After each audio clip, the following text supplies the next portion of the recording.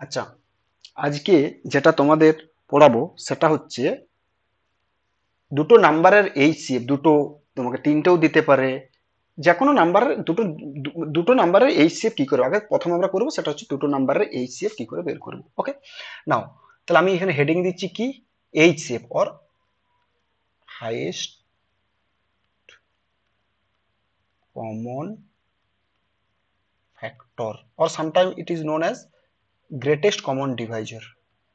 Greatest common divisors. Okay.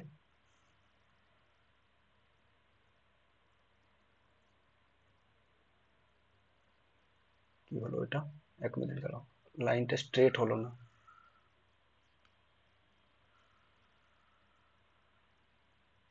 ওকে, নাও আমি কি বলছি, আমি প্রথমে দুটো নাম্বার নেবো, দুটো ইন্টিজার। সাপোজ এ হচ্ছে একটা ইন্টিজার যেটা হচ্ছে 12, আর একটা হচ্ছে বি নাম দিলাম সেটা হচ্ছে 6। আমি চাইছি এই দুটো নাম্বারের আমি এইচসিএফ কিভাবে বের করব। ওকে, এই দুটো নাম্বারের এইচসিএফ কিভাবে বের করব। আগে তোমরা আমাকে প্রথমে বলো যে এই যে এ ইকুয়াল টু 12 যে নাম্বারটা নিয়েছি, এই যে এ ইকুয়াল টু 12, এই নাম্বারটার ফ্যাক্টরস কি কি, দ্যাট মিন্স 12 এর ফ্যাক্টরস গুলো কি কি, তার মানে এমন কোন কোন সংখ্যা দ্বারা 12 কে ডিভাইড করা যাবে। তাহলে তুমি দেখো, প্রথমে আমি কি লিখবো, the factors of 12 are, factors of 12 are কোনগুলো, দেখো তুমি, one is a factor, one হচ্ছে এমন একটা নাম্বার যে কোনো নাম্বারকে ডিভাইড করবে। ওকে, তাহলে ওয়ান যদি হয় তাহলে তো মাইনাস ওয়ানও হবে, কারণ আমি বলেছিলাম, কারণ divisors or factors always occurs in pairs, এটা আগের দিন আমি প্রুভ করে দেখিয়েছি। তাহলে one is a factor, minus one is also factor. আচ্ছা, two plus two minus two both are factors, plus three minus three both are factors. আচ্ছা, four minus four এটাও ফ্যাক্টর, কারণ ফোর টুয়েলভকে ফোর দ্বারা ডিভাইড করে যাবে, টুয়েলভকে মাইনাস ফোর দ্বারা ডিভাইড করে যাবে। আচ্ছা, তুমি দেখো সিক্সও একটা হচ্ছে ফ্যাক্টর, মাইনাস সিক্সও একটা হচ্ছে ফ্যাক্টর, আর কি আছে, টুয়েলভ আছে একটা, একটা হচ্ছে মাইনাস টুয়েলভ, এইগুলো হচ্ছে ফ্যাক্টর। বাট আমাকে এইচসিএফ বের করার জন্য আমাকে পজিটিভটা কেন নেব আমি সেটাও বলবো, বাট আমি এখন চাইছি তোমাকে যেটা হচ্ছে 12 এর ফ্যাক্টরস কোনগুলো, সেখানে ফ্যাক্টরস মিনস সেখানে পজিটিভ নেগেটিভ বোথ থাকবে। আচ্ছা, এখন আমি বলছি, তাহলে এটা এটা ছিল 12 এর ফ্যাক্টরস। আমি সেম বলছি, therefore the positive factors of 12। এখন পজিটিভ গুলো নিচ্ছি, কেন নিচ্ছে আমি পরে বলবো, এখন তুমি নিয়ে রাখো পজিটিভ ফ্যাক্টরস আর কি কি। দেখো তুমি, ওয়ান আছে, টু আছে, থ্রি আছে, ফোর আছে, সিক্স আছে অ্যান্ড 12, এই মাত্র এতগুলো নাম্বারই হচ্ছে পজিটিভ ফ্যাক্টরস। ওকে, নাও এখন তুমি বের করো the factors of six are, factors of six are কি কি, কোনগুলো হচ্ছে সিক্স এর ফ্যাক্টর।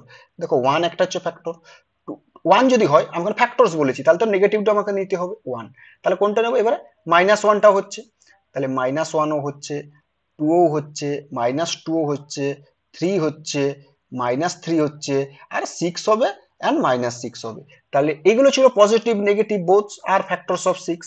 তাহলে দেয়ারফর দি পজিটিভ ফ্যাক্টরস কোনগুলো, positive factors of six are one, two, three and six. Okay, এখন তুমি যদি আমি বলি যে 12 এর ফ্যাক্টর যখন তুমি প্রথমে করলে, তুমি যদি পজিটিভ ফ্যাক্টরস গুলো যদি বের করে, নেগেটিভ ফ্যাক্টরস গুলো অটোমেটিক্যালি বের করা যাবে কিভাবে, তার পজিটিভ ফ্যাক্টরস এর আগে মাইনাস ওয়ান দ্বারা প্রোডাক্ট করলে, বা যেমন পজিটিভ ফ্যাক্টর যদি ওয়ান হয় তাহলে মাইনাস ওয়ান, টু হলে মাইনাস টু, তা যে যে পজিটিভ ফ্যাক্টরস গুলো বেরোচ্ছে তার আগে একটা করে মাইনাস লাগিয়ে দেয়, or sometimes it is called additive inverse যেগুলো বলা হয়। ওকে, নাও এখন আমি বলছি এই দুটো নাম্বারের, এগুলো তো আমার, এগুলো কি ছিল, এগুলো তো আমার ছিল কি, এগুলো ছিল আমার ফ্যাক্টরস গুলো।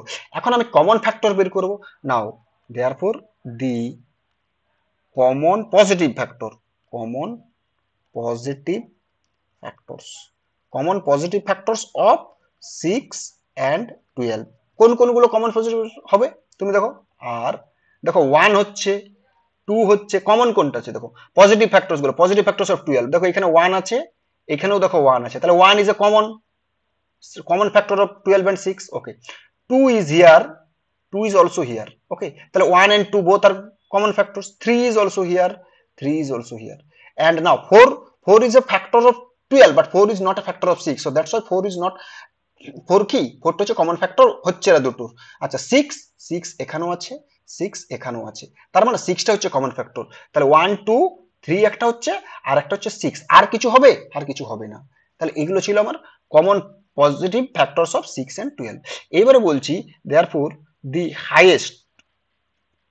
Highest common factor, highest common factor of 12 and 6, এটাকে কিভাবে ডিনোট করব আমি?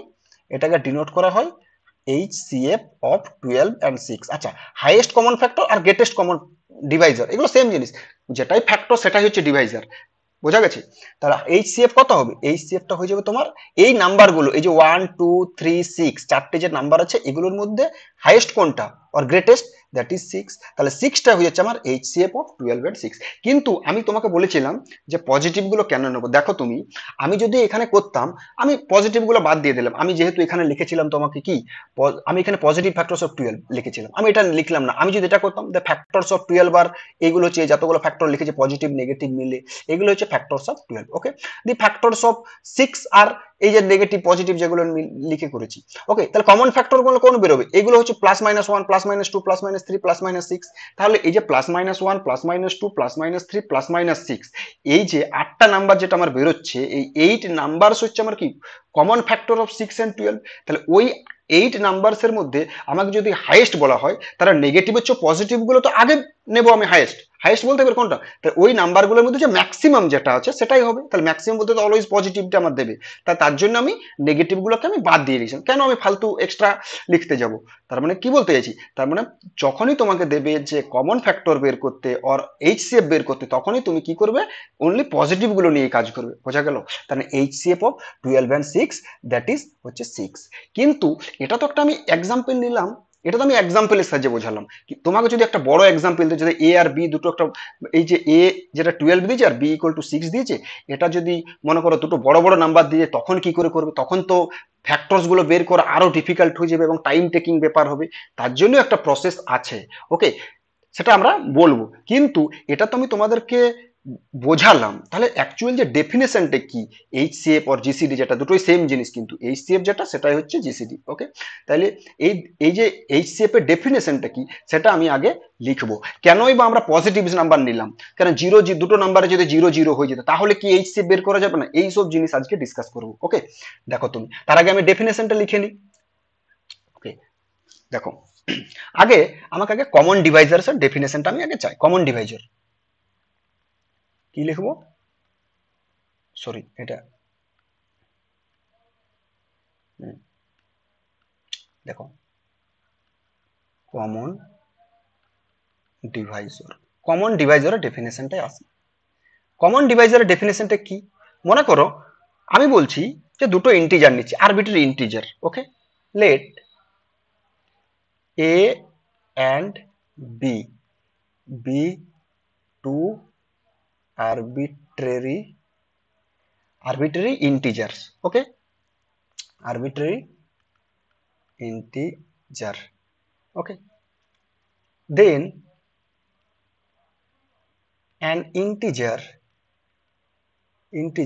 d is said to be a common divisor if, তাহলে মানে কি, একটা ইন্টিজারকে কমন ডিভাইজার বলা হবে এ আর বি এর যদি ওই ডি যদি দুটো ইন্টিজারকে ডিভাইড করে। এটাই তো ডেফিনেশন কমন ডিভাইজার। তার মানে if D divides A and D divides B, বোঝা গেল? যেমন আমরা যখন করেছিলাম যে এটাকে, তুমি দেখো এক্সাম্পল নিয়েছিলাম না, এক্সাম্পলে কি এটাকে 12 নিয়েছিলাম আগে, যে এক্সাম্পলটা নিলাম, বিটা কত নিয়েছিল 6 নিয়েছিলাম। তাহলে এর কমন ডিভাইজার, এর ডিভাইজার্স গুলো কোনগুলো, অর ফ্যাক্টরস গুলো কোনগুলো? ফ্যাক্টরস অর কমন ফ্যাক্টরও বলা হয়। এই যে এটা ডিভাইজার লিখেছি না, এটাকে অনেক সময় কমন ফ্যাক্টরও বলা হয়, কারণ আমি বলেছিলাম ফ্যাক্টর আর ডিভাইজার সেম জিনিস। তাহলে 12 এর পজিটিভ ফ্যাক্টরস কোনগুলো? 1 2 3 4 6, আর একটা আছে 12। সেই রকম বি এরও কমন, বি এরও ফ্যাক্টর গুলো কোনগুলো? বি এরও ফ্যাক্টর গুলো দেখো 1 2 3 and 6। ওকে, তাহলে এখানে এখানে এখানে কত? 4টা, আর এখানে কত আছে? 6টা আছে। তুমি দেখো আমি কি বলছি, এগুলো তো আমার ফ্যাক্টরস গুলো ছিল, আমাকে কি চাইছে? আমি কমন ডিভাইজার্স গুলো অর কমন ফ্যাক্টর। তার কমন ফ্যাক্টর গুলো কোনগুলো ছিল? কমন ফ্যাক্টর তুমি দেখো, তাহলে এ আর বি এর কমন ফ্যাক্টর গুলো দেখো কোনগুলো? Common factor of 12 and 6, that is A and B. Common factor কোনগুলো তুমি দেখো, কমন ফ্যাক্টরটা হচ্ছে তোমার কোনটা, দেখো 1 আছে এখানেও, 1 এখানেও, এখানেও 2 আছে, এখানেও 2 আছে, 2, এখানেও 3 আছে, এখানেও 3 আছে, 3, এখানে 6 আছে, এখানে 6 আছে, 6। তাহলে আমি এই যে কমন ফ্যাক্টর নিয়েছিলাম, তুমি দেখো এই যে 1, 1 12 কেও ডিভাইড করছে, 1 6 কেও ডিভাইড করছে, 2 12 কেও ডিভাইড করছে, 2 6 কেও ডিভাইড করছে। তারপরে তুমি দেখো 3, 3 3 12 কেও ডিভাইড করছে, 3 6 কেও ডিভাইড করছে। তারপরে তুমি দেখো 6, 6 12 কেও ডিভাইড করছে, 6 6 কেও ডিভাইড করছে। তার মানে এই যে যতগুলো কমন ফ্যাক্টর আছে, সব কমন ফ্যাক্টর এ আর বি সবাইকে ডিভাইড করছে। তার মানে কি, তার মানে এখানে যেটা বললাম তোমাকে ডেফিনেশন, তাহলে একটা মনে করো তোমাকে এখানে দুটো আরবিটারি ইন্টিজার এ আর বি, তাহলে বলছে এই দুটো আরবিটারি ইন্টিজারের কমন ফ্যাক্টর, একটা ইন্টিজার মনে করো সাপোজ ডি, ডি কে কমন ফ্যাক্টর বলা হবে, তাহলে যেটা কমন ফ্যাক্টর হবে সেটা দুটো ইন্টিজারকে ডিভাইড করবে। এই যে আমি এখানে যেটা আমি করে দেখালাম যেটা, এটা, তার মানে দেখো 1 2 3 6 এগুলো সমস্ত হচ্ছে কমন ফ্যাক্টর ছিল, তাহলে ডি এ কেও ডিভাইড করবে, ডি বি কেও ডিভাইড করবে, বোঝা গেল? তার মানে আমি এখন ডেফিনেশনটা কি বলবো, এ আর বি দুটো arbitrary integer, then an integer D is said to be a common divisor or common factor if D divides both the given two integers. বোঝা গেছে? এটাই ছিল তোমার কমন ডিভাইসর্স এর ডেফিনেশন। ক্লিয়ার? এখন আমি তোমাকে একটা প্রশ্ন বলছি, এই যে মনে করো আমি যে তোমাকে যেটা বললাম, যে এই যে কমন ডিভাইজার আমি দুটো ইন্টিজার নিয়েছিলাম, কি কি নিয়েছিলাম, এ আর বি। এখন আমি আরবিটারি ইন্টিজার বলেছি, আমি কি দুটোই যে আরবিটারি, জিরো তো হতে পারে, তখন কি হবে বা নেগেটিভ হলে কি হবে সেটা আমরা এখানে ডিসকাশন করব। ওকে, তার আগে তুমি দেখো এই যে কমন ডিভাইজার, যে এ আর বি দুটো কমন ডিভাইজার, তুমি বলো এই যে আমি, আচ্ছা তোমরা তখন সেট থিওরি পড়েছো, তোমাদের সিবিএসসি বোর্ডে বা আইসিএসসি বোর্ডে সেট থিওরি আছে। ওকে, আমি একটা সেট কনস্ট্রাক্ট করছি, মনে করো এস একটা সেট। ওকে, এস সেটটা বলছি, মনে করো সেই সমস্ত ইন্টিজার গুলো আছে, সেই সমস্ত D belongs two integer. Okay, such that, যেটা ডি এ কেও ডিভাইড করছে অ্যান্ড ডি বি কেও ডিভাইড করছে, যেখানে এ আর বি কিন্তু দুটো গিভেন ইন্টিজার। তাহলে বলতো এই সেটটা কি নন এমটি হবে না এমটি হবে, বলতো? তুমি দেখো এ আর বি যাই ইন্টিজার হোক না কেন, তার মানে কি এখানে ডিটা কি রোল প্লে করছে, ডিটা আমার কমন ফ্যাক্টরের রোল প্লে করছে। কেন? কারণ ডিটা এ কেও ডিভাইড করছে, ডিটা বি কেও ডিভাইড করছে, দেখো ডিটা এ কেও ডিভাইড করছে, ডিটা বি কেও ডিভাইড করছে। তাহলে এমন কোন ইন্টিজার আছে যেটা দুটো ইন্টিজারকে ডিভাইড করবে? তুমি দেখো এখানে আমি করেছিলাম যে যে ওয়ান একমাত্র ইন্টিজার যা 12 কেও ডিভাইড করছে, ওয়ান 6 কেও ডিভাইড করছে। তার মানে কি ওয়ান এমনই একটি ইন্টিজার যেটা হচ্ছে যে কোনো ইন্টিজারকে ডিভাইড করবে। ওকে, তার মানে কি এই যে সেটটার মধ্যে ওয়ান অলওয়েজ বিলং করছে, তার মানে দ্যাট উইল ইমপ্লাই এই সেটটা কি always non MT. That means cardinality of set always greater equal two one. একটা তো থাকবেই, একটার বেশিও থাকতে পারে, বোঝা গেল? এটা ছিল আমার এই সেটটা নন এমটি। এইবার প্রশ্নটা হচ্ছে আমরা যে এইচসিএফ যখন বের করব, এইচসিএফ বের করার জন্য আমি তোমাকে আগে কি বললাম, যে এইচসিএফ যখন বের করব তখন আমি যদি বলি যে দুটো ইন্টিজারই যদি জিরো হয়ে যায়, কি বলছি আমি, বলছি মনে করো, মনে করো এই যে দুটো গিভেন ইন্টিজার এও জিরো হয়ে গেল, আর তারপরে মনে করো বিও জিরো হয়ে গেল। তার মানে কি I want to find HCF of 0,0। তাহলে বলো এইচসিএফ 0,0 কি এক্সিস্ট হবে না হবে না সেটা আমি এখানে দেখবো। ওকে, তুমি দেখো একটা জিনিস, তাহলে একটা জিনিস, আচ্ছা আর একটা জিনিস তোমাকে বলিনি, আমি আগেও বলেছি এটা, মনে করো কোনো একটা ইন্টিজার সাপোজ এক্স, কোনো একটা ইন্টিজার এক্স যেটা আর একটা ইন্টিজার সাপোজ মনে করো ওয়াই কে ডিভাইড করছে, তার মানে এটা ডিভিশন অ্যালগরিদমে বলেই দিয়েছিলাম যে এক্সটাকে always not equal to zero. তার মানে কি divisor of an integer is always taken to be non zero, কারণ জিরো দ্বারা তো ডিভাইড করা যেতে পারে না। তার মানে আমি বলছি না, মানে তোমাকে এটা বুঝে নিতে হবে থ্রু আউট দ্য টেক্সট যে এটা অলওয়েজ নন জিরো। ওকে, ঠিক আছে।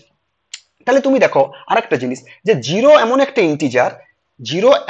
ইন্টিজার সেটা যে কোনো ইন্টিজার নন জিরো ইন্টিজার দ্বারাই ডিভাইড করা যাবে। জিরো হচ্ছে এমন একটা ইন্টিজার যে কোনো নন জিরো ইন্টিজার দ্বারাই ডিভাইড করা যাবে। কিন্তু আগে কি ওয়ানটা কি ছিল, ওয়ানটা হচ্ছে এমন একটা ইন্টিজার যেটা সমস্ত ইন্টিজারকে ডিভাইড করবে। তার মানে one is the only divisor that divides every integers, maybe zero, maybe positive, maybe negative. Okay, কিন্তু জিরো হচ্ছে এমনই একটা ডিভিডেন্ড যেটাকে যে কোনো নন জিরো ইন্টিজার দ্বারা ডিভাইড করা যাবে, যে কোনো নন জিরো ইন্টিজার দ্বারা ডিভাইড করে। দুটোর মধ্যে কিন্তু হিউজ ডিফারেন্স, বোঝা গেছে? একটা ডিভাইজরের কনসেপ্ট আর একটা হচ্ছে ডিভিডেন্ডের কনসেপ্ট। ওকে, তাহলে তুমি দেখো তার মানে কি ডি যদি মনে করো একটা হচ্ছে non zero integer, okay, and D belongs to Z, তারপর তুমি দেখো এই যে ডি নন জিরো, তাহলে ডি অলওয়েজ ডিভাইড জিরো, যেটা হচ্ছে তোমার হচ্ছে A, and D always divides zero, যেটা হচ্ছে কি বি। তার মানে ডি, তার মানে every non zero integer is a common factor. তার মানে এখান থেকে কি বলতে পারি, every non-zero integer is a common factor of both a0 and b0. Okay, every non zero integer. আচ্ছা, তাহলে যদি এটা হয় তার মানে কি, তার মানে এই যে আমি যে সেটটা এখানে কনস্ট্রাক্ট করেছিলাম, এই যে এস সেটটা কি করেছিলাম, সেই সমস্ত আমি এখানে লিখছি, এস সেটটা কি করেছিলাম, সেই সমস্ত ইন্টিজার গুলো রইবে যেখানে D belongs to Z, D belongs to Z, এটা সাচ দ্যাট। ওকে, আমি আর ওই যেভাবে লিখবে তুমি, আমি আগের ভার যেটা লিখেছি সেটাই আমি লিখছি। ওকে, ডি বিলংস টু জেড, এই পরেও লিখতে পারি D belongs to Z such that. আচ্ছা, ডি বিলংস টু জেড, ডিটা হচ্ছে কমন ডিভাইজর। ওকে, ডিটা কমন ডিভাইজর, তার মানে কি ডিটা তো একটা ডিভাইজর, ডিভাইজর ইজ অলওয়েজ নন জিরো। এটা আমি লিখছি না, মানে ডি বিলংস টু জেড মানে জেড এর মধ্যে যেহেতু জিরো আছে তার মানে ডিটা জিরো হতে পারে, এটা নয়। ওকে, বা এখানে তুমি লিখে দিতে পারো Z Z Z minus zero, এটা আরো বেটার হবে। ওকে, এটা লিখে দাও তুমি, জেড থেকে জিরোটা বাদ দিয়ে দিলাম। ওকে, সাচ দ্যাট, এখানেও তুমি এটা জেড থেকে জিরো বাদ। ওকে, এখানেও তোমার জেড থেকে জিরো বাদ। ওকে, তাহলে এটা ছিল কি, যে D belongs to Z minus zero such that D divide zero যেটা হচ্ছে A and D divide zero যেটা হচ্ছে বি। ওকে, তাহলে তুমি বলো এই সেটটা কি হবে, এই সেটটা হয়ে যাবে টোটাল কি, total every non zero integer. তার মানে এই সেটটা, এটাকে তোমাদের কি বলা হয় জানো, isomorphic with Z minus zero. তার মানে এস সেটটা যেটা হচ্ছে, এস সেটটা অ্যাকচুয়ালি কি হবে, জেড থেকে জিরোটা বাদ দিয়ে সমস্ত এলিমেন্ট গুলো আমার চলে আসবে। ওকে, এখন বোঝো তুমি, আমি যদি বলি এই যে HCF of zero comma zero, আমি তো কমন ফ্যাক্টর গুলো বুঝে নিতে, এর সেটটা কি কালেকশন অফ কমন ফ্যাক্টর, তাহলে কতগুলো কমন ফ্যাক্টর আছে, যতগুলো জেড এর মেম্বার আছে তার থেকে জিরো বাদ। ওকে, জিরো বাদ দিয়ে আমাকে every non zero integer is a common factor, যেটা এখানে লিখেছি, বোঝা গেছে, বা কমন ডিভাইসেস। ওকে, এখন আমি বলছি এই যে এটার আমি এইচসিএফ টা বের করব, তাহলে তুমি বলো, তার মানে এভরি নন জিরো ইন্টিজার, তার মানে এটা সেটটা কি হবে, plus minus one, plus minus two, plus minus three, এরকম করে চলতেই থাকবে। Okay, and so on. Okay, তাহলে বলো আমাকে, এখন আমি যেহেতু আমি পজিটিভ নেগেটিভের মধ্যে আমি বলছি যে এই HCF of zero comma zero, তার মানে কি এইচসিএফ এইগুলোর মধ্যে এই এই যে যেটা লিখেছি আমি, এই যে এই ইন্টিজার গুলোর মধ্যে কোনো না কোনো একটা যেটা ম্যাক্সিমাম সেটাই হবে। বাট তুমি বলো এই সেটের ম্যাক্সিমাম এলিমেন্ট কি আমি দেখতে পাচ্ছি, ম্যাক্সিমাম মেম্বার কি দেখতে পাচ্ছি, তার মানে এখান থেকে কি বলবো, HCF does not exist, does not exist. তার মানে কি দুটোকে নন জিরো, মানে কি দুটো ইন্টিজারে জিরো হওয়া চলবে না। তার মানে কি যে HCF therefore that will imply HCF of zero comma zero does not exist. তার মানে কি এ কমা বি, যদি মনে করো এ কমা, এখানে তাহলে এটাকে ইরেজ করি, ভালো করে লিখি। ওকে, তার মানে যেটা বলতে চাইছি যে দুটো ইন্টিজারকেই জিরো হওয়া চলবে না। তার মানে কি, এখন দেখো, তার মানে HCF of A comma B does not exist if both the integers zero, both the integers are zero। যদি দুটো ইন্টিজার জিরো হয়ে যায় এইচসিএফ টা এক্সিস্ট করবে না, অর জিসিডি টা এক্সিস্ট করবে না। এবার তাহলে প্রশ্নটা কি, আমি বলছি তাহলে কি একটা ইন্টিজার যদি নন জিরো হয়ে যায়, একটা জিরো হোক না কেন, কোন একটা ইন্টিজার জিরো, কোন একটা, দুটো ইন্টিজার তো, তাহলে একটা ইন্টিজার নন জিরো হয়ে যায়, তাহলে কি এইচসিএফ এক্সিস্ট করবে না, সেটা নিয়ে চেক করব। ওকে, আমি বলছি যে উইদাউট লস অফ জেনারেলিটি, কোনো একটা জিরো, এটাও জিরো হতে পারে আর বিটা তখন নন জিরো হতে হবে। যদি এটা যদি নন জিরো হয় তাহলে বিটা যদি জিরো হয়, এই এই পসিবিলিটি। ওকে, তাহলে আমি বলছি যে কোনো একটা তো নন জিরো হতে হবে without loss of generality. Generality let, suppose আমি ধরে নিলাম বিটাকে নন জিরো, তার মানে কি আমি এখন বিটা নন জিরো, আমি এখন এটাকে জিরো ধরতেই পারি। ওকে, তাহলে আমি চাইছি যে GCD of zero comma B or HCF of zero comma B, এটা বের করবো। ওকে, এখন যেহেতু বিটা নন জিরো ইন্টিজার, আমি বিটাকে একটা যে কোনো তুমি একটা স্পেসিফিক একটা আমি ভ্যালু ইন্টিজার ধরে নিচ্ছি, নন জিরো ইন্টিজার। সাপোজ আমি ধরে নিলাম, সাপোজ আমি ধরে নিচ্ছি, সাপোজ বি মনে করো, আমি যে কোনো একটা তুমি ধরো না, থ্রি ধরলাম। ওকে, তাহলে এর এই জিসিডিটা আমি বের করবো। তার মানে কি আমি চাইছি যে HCF of zero comma three এটা বের করবো। ওকে, কি বেরোবে তুমি দেখো, তোমরা বের করতে পারবে। এটা কি নিয়েছি জিরো, বিটা কত নিয়েছি থ্রি। ওকে, তার মানে তুমি দেখো জিরো হচ্ছে এমন একটা ইন্টিজার যার ডিভাইজর্স, ডিভাইজর্স কি এভরি নন জিরো ইন্টিজার, এটা তোমাকে বলেছি, কারণ জিরো তো হতে পারে না। তার মানে কি, তার মানে ডিভাইজর হচ্ছে non every non zero integer. তার মানে দেয়ারফর ডিভাইজর্স অর ফ্যাক্টরস, যেটা বলবে ফ্যাক্টরস অফ জিরো আর every non zero integer, every non zero integer. Okay, every non zero integer. তাহলে এভরি নন জিরো ইন্টিজার কোনগুলো হচ্ছে তোমার হচ্ছে +-1 +-2 +-3 ডট ডট করে চলতে থাকবে।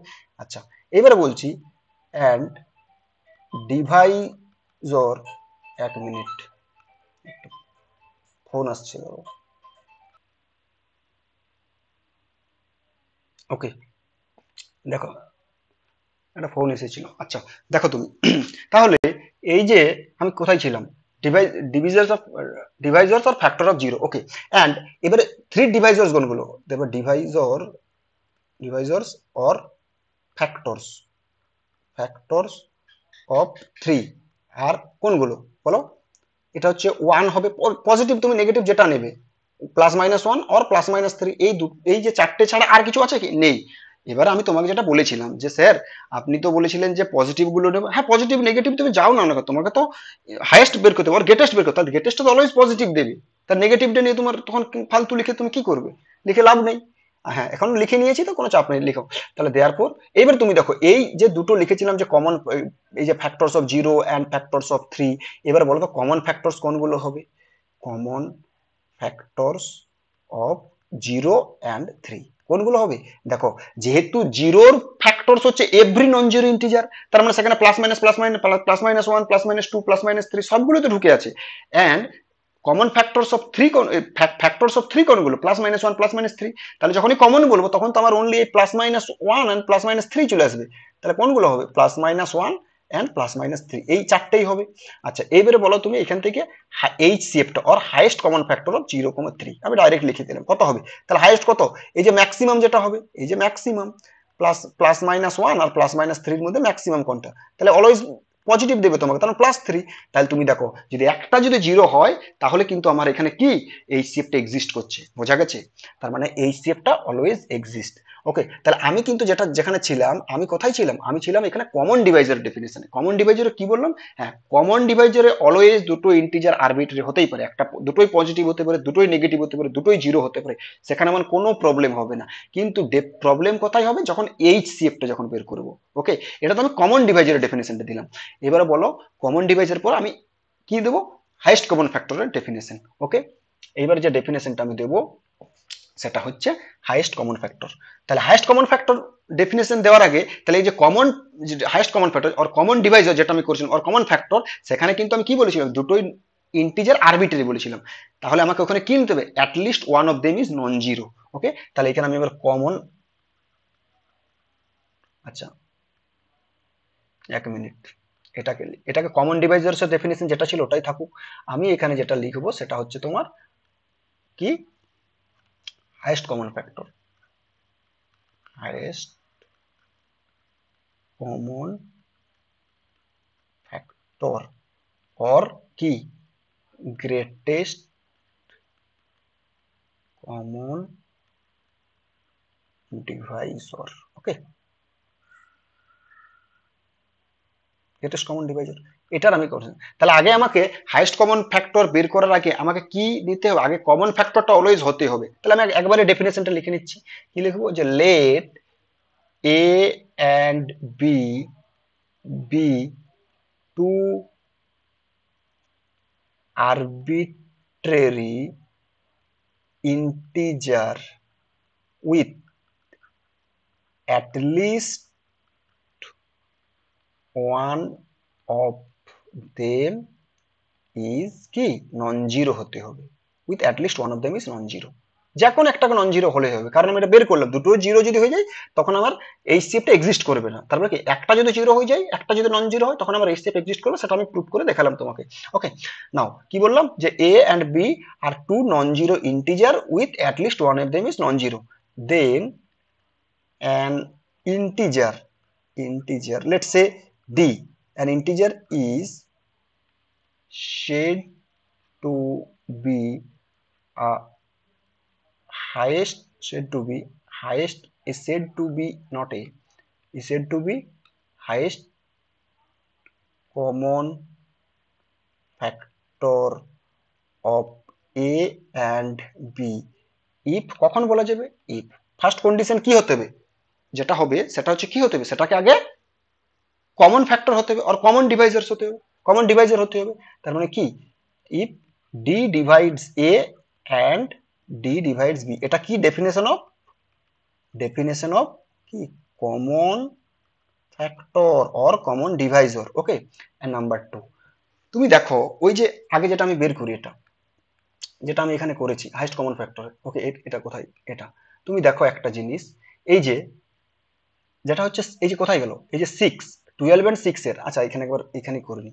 ওকে, 12 এর ফ্যাক্টর কোনগুলো, 12 এর ফ্যাক্টর কোনগুলো ছিল, ও পজিটিভ ফ্যাক্টর 1 2 3 4 6 12, এটা 12। ওকে, আর 6 এর ফ্যাক্টর কোনগুলো ছিল 1 2 3 6। এবার আমি বলছি যে কমন ফ্যাক্টর, এই যে 12 এন্ড 6 এর কমন ফ্যাক্টর কোনগুলো, এগুলো ছিল কমন ফ্যাক্টর কত, 1 2 3 এন্ড 6, এগুলো ছিল কমন ফ্যাক্টর। আমি বলছি এবারে যেটা হচ্ছে, এবারে এটার মধ্যে যেটা এইচসিএফ কোনটা হচ্ছে, এইচসিএফ হচ্ছে 6, যেটা হচ্ছে ম্যাক্সিমাম। তাহলে তুমি দেখো 6টা হচ্ছে ম্যাক্সিমাম, তার মানে আমি যদি বলি যে থ্রিটা হচ্ছে ম্যাক্সিমাম, থ্রিটা হচ্ছে এইচসিএফ, তাহলে কি থ্রি, যদি থ্রিটা এইচসিএফ হতো, যদি আচ্ছা আমি কি বলছি মনে করো যে এটা এটা ছিল কি, এটা 6টা, তাহলে 6টা হচ্ছে এইচসিএফ। ওকে, তাহলে 6টা যদি এইচসিএফ হয়, তার মানে 6টা হচ্ছে একমাত্র একমাত্র কি সব থেকে বড় কমন ফ্যাক্টর। তাহলে যেটা হচ্ছে বড় কমন ফ্যাক্টর, সেটাই হচ্ছে আমার কি এইচসিএফ। তার মানে বাকি যতগুলো কমন ফ্যাক্টর আছে সেগুলো হচ্ছে 6 এর চেয়ে ছোট। যদি বাকি যতগুলো সব 6 এর চেয়ে ছোট, তুমি দেখো লেস দেন, অথবা এটাকে বলতে পারো 3 <6, তার যতগুলো আছে 1 <6, 2 <6। ওকে, তার মানে এটা হচ্ছে, এটাই ডেফিনেশনটা আমি ওখানে লিখবো। ওকে, এই যে এখানে এই ডেফিনেশনটা আমি লিখবো, কি লিখবো, যে ইফ মনে করো আমি ধরে নিলাম যে P a B be HCF of A B, sorry be not HCF, HCF তো আমি ডি ধরেছি, be a common factor, be a common factor of A and B. কি বললাম, যে যদি ডিটা যদি যেহেতু এইচসিএফ যদি হয়, তার মানে ডিটা সব থেকে ম্যাক্সিমাম, ম্যাক্সিমাম তো, তাহলে সি যদি কমন ফ্যাক্টর হয়, তার মানে বাকি যতগুলো কমন ফ্যাক্টর আছে সেটা অলওয়েজ ডি এর চেয়ে ছোট বা সমান হতে হবে, সিটাই ডি হতে পারে। তার মানে তার জন্য বলছিলাম দেন কি বলবো, C always less than equal to, যতগুলো কমন ফ্যাক্টর আছে আইদার সেটা ডি এর সাথে ইকুয়াল হতে পারে, যদি সি যদি ডি হয়ে যায় তাহলে সেটা তো আমার তো এইচসিএফ হয়ে গেল, তখন ইকুয়াল টু ডি হয়ে যাবে। তার মানে কি less than equal to D, মানে এই যে কোনো যদি A less than equal to B, এটা মানে কি, যেমন দুটো integer A less than, either A less than B or A equal to B, যে কোনো একটা হোল্ড হবে, দুটো একসাথে হোল্ড হতে পারে না। তাহলে সেই জিনিসটাই লিখেছি এখানে। তার মানে কি যে কোনো তোমার কমন ফ্যাক্টর হোক না কেন, এইচসিএফ এর চেয়েও অলওয়েজ সেটা সমান বা ছোট হবে। ওকে, এটাই হচ্ছে আমার হাইয়েস্ট কমন ফ্যাক্টরের ডেফিনেশন। বোঝা গেছে? এটা তো আমি ডেফিনেশন বললাম, কিন্তু তোমাকে প্রথমে আমি বলেছিলাম যে যদি দুটো বড় বড় ইন্টিজার যদি দিয়ে দেয়, তখন আবার এইচসিএফটা কিভাবে বের করব, এটাই ছিল আমার খুব ইম্পর্টেন্ট। তাহলে তখন আমরা কি করবো, তখন তোমার এই প্রসেস, তোমার জেনারেল প্রসেস দিয়ে তখন খুব ডিফিকাল্ট হয়ে যাবে, অনেক বড় টাইম টেকিং বেকার হয়ে যাবে, টাইম টেকিং ব্যাপারে। তখন আমরা কি করবো, আচ্ছা আরেকটা জিনিস তোমাকে বলে নিই, ওটা বলার আগে, যদি মনে করো এই যে জিসিডি অফ দুটো ইন্টিজার এ কমা বি, এটা মানে হচ্ছে HCF of A comma B, এটা আমি বললাম। ওকে, এবারে বলছি তুমি বাড়িতে তুমি করবে যে এইচসিএফ অফ, মনে করো A B that is equal to HCF of minus A minus B, that is equal to HCF of minus A B and that is equal to HCF of A comma minus B. সবগুলোই হচ্ছে এটার এইচসিএফটা কত হয়ে যাবে, HCF তখন এটা হয়ে যাবে mod A comma mod B. Okay, কারণ মডটা নিলে পজিটিভ, তার মানে তোমাকে যদি মনে করো একটা দিল, তোমাকে যদি বের করতে দেয়, কি রকম বের করতে দিল, মনে করো এক্সাম্পল তোমাকে একটা দিল যে তুমি বের করো এইচসিএফ অফ -12, 6, তুমি ডাইরেক্ট তুমি এটা করো পজিটিভ, তার মানে কি নেবে, এইচসিএফ অফ 12, 6 যদি বের করে নাও, যেটা হবে সেটাই এটার সাথে ইকুয়াল হয়ে যাবে। বুঝা গেছে? এটা এটা কোনো বিচিত্র ব্যাপার নয়। নেগেটিভের অলওয়েজ তুমি মড নিয়ে কাজ করবে। ওকে, আচ্ছা এই যে মড এখানে লিখলাম, মড মানে কি বললাম, মড মানে কি, মনে করো তোমাকে মড -2, এটা কত, মডটা অলওয়েজ পজিটিভ দিয়ে দেবে, তাহলে যেটাই হোক সেটা পজিটিভ দিয়ে দেবে। এবার মডের যদি তুমি ডেফিনেশন বলো, মনে করো আমি একটা মডের ডেফিনেশনটা এখানে লিখে নিচ্ছি, মডিউলাস অফ এ নাম্বার। ওকে, আচ্ছা মনে করো আমি রিয়েল নাম্বার নিয়ে করছি, মনে করো এক্স একটা হচ্ছে রিয়েল নাম্বার। আচ্ছা রিয়েল নাম্বার, তোমাকে যদি বলে ডেফিনেশন অফ রিয়েল নাম্বার, একটা নাম্বারকে কখন তুমি কি করে চিনবে যে রিয়েল নাম্বার, এ এক্স, তাহলে A number X belongs to R is called a real number if যদি X square greater equal to 0 হয়। তার মানে কি ওই যে রিয়েল নাম্বার স্কোয়ার, ওই যে নাম্বার কোন একটা নাম্বার, সেটা তুমি রিয়েল নাম্বার চিনবে কি করে, তা স্কোয়ার করো, সেটা যদি গ্রেটার ইকুয়াল টু 0 হয় তখন সেটাকে রিয়েল নাম্বার বোঝা হবে। ওকে, তাহলে আমি বলছি এক্স বি রিয়েল নাম্বার, তাহলে মড এক্সটা ডিফাইন্ড হয় কিভাবে, এটা যদি মনে করো এক্সটা যদি গ্রেটার ইকুয়াল টু 0 হয়, if x greater equal to 0, তখন এটা এক্স এর ভ্যালু দেবে। ইফ এক্সটা যদি লেস দেন 0 হয় তাহলে মাইনাস এক্স, তাহলে মড করলে অলওয়েজ সেটা পজিটিভ দিবে। এটা যে মড এক্সটা ব্রেক, কিভাবে ব্রেক করা হয়, ওকে বোঝা গেছে। আচ্ছা, এইবারে তোমাকে যেটা আমি করব সেটা হচ্ছে কিভাবে আমি দুটো ইন্টিজারে, বড় বড় দুটো ইন্টিজার দিলে সেটা আমি কিভাবে আমি বের করব, যে এই শেপটা আমি কিভাবে বের করব। ওকে, তার জন্য সেটা আমাকে একটা কি যে ইউক্লিডস অ্যালগোরিদম। ওকে, আচ্ছা আরেকটা জিনিস আমি তোমাকে একটা থিওরাম হিসাবে আমি দিচ্ছি। থিওরাম, এটা হয়তো প্রুফটা তোমার লাগবে না। মনে করো ইফ কে যদি একটা গ্রেটার দেন 0 ইন্টিজার হয়, একটা integer, then GCD of K comma K B equal to কত হয়ে যাবে, K into GCD of A comma P, বলতে পারবো এটা। ওকে, হ্যাঁ, এবারে এটা এটা তো বলা যাবে। ওকে, এটা ছিল তোমার একটা থিওরাম। যদি তুমি ব্রেক করে করতে, যদি GCD of A comma beta বের করতে পারো, তাহলে যদি কোনো একটা কে যদি প্রোডাক্ট থাকে এ এর সাথেও বি এর সাথেও, তাহলে তখন ওটা আমরা ডাইরেক্ট লিখতে পারবো K into GCD of A comma B. বুঝা গেল, এটা একটা থিওরাম আছে। ওকে, আচ্ছা এবার যেটা বলবো সেটা হচ্ছে ইউক্লিডিয়ান অ্যালগোরিদম। কি ইউক্লিডিয়ান অ্যালগোরিদম, আচ্ছা নামেই একটা বুঝতে পারছো অ্যালগোরিদম। অ্যালগোরিদম কি, একটা হচ্ছে প্রসেস, একটা হচ্ছে প্রসেস বা ইটারেশন যেটাকে বলা হয়। ইটারেশন কি, যেটা প্রসেস চলতেই থাকবে, মানে যেখানে মানে লাস্ট স্টেজে আমার অ্যান্সারটা পাবো, সেটা হচ্ছে অ্যালগোরিদম। ওকে, আমি বলছি তাহলে এই অ্যালগোরিদম কি, ইউক্লিডিয়ান অ্যালগোরিদম কি হচ্ছে, এটা হচ্ছে একটা technique to compute the highest common factor between two positive integers. Okay, বা বিটুইন টু ইন্টিজার্স। ওকে, তার মানে কি বলবো, তাহলে Euclidean algorithm it is a technique to compute কি দি হাইয়েস্ট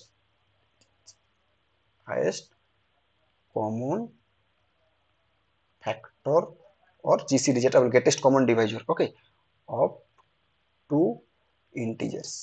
ইন্টিজার্স, আচ্ছা ইন্টিজার্স বলতে এখন দুটোই কিন্তু নন জিরো, মানে দুটোই জিরো নিলে চলবে না, যে কোনো একটা নন জিরো হতে হবে, এটা আমি বলে দিলাম। ওকে, তাহলে এটা হচ্ছে আমার কিভাবে অ্যালগোরিদমটা আমি বের করবো। হ্যাঁ, তোমাদের অ্যালগোরিদমটার হয়তো প্রুফটা তোমাদের নেই, কিন্তু আমি এটা আমি তোমাকে প্রসেসটা আমি তোমাকে বলতে পারবো। ওকে, প্রসেসটা কিরকম হবে, তো একটা এক্সাম্পল নিয়ে বলে দিই তাহলে সুবিধা হবে।